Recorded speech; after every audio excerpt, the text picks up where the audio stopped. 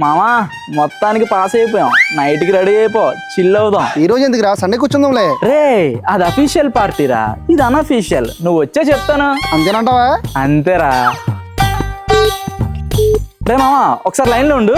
Okay. Hello Madhu, చెప్పు. ఏంట్రా దేంతో సొల్లాస్తున్నావు? విజయ్ గారితోనే నైట్ పార్టీ కోసం చర్చలు జరుపుతున్నాం. ఏం పార్టీ? ఇంకేం పార్టీ? Beer party.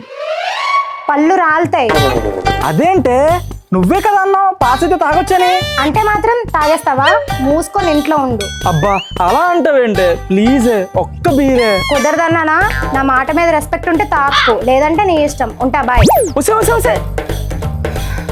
దీనమ్మ ఈ మధ్య దీని డామినేషన్ ఎక్కువైపోతుంది.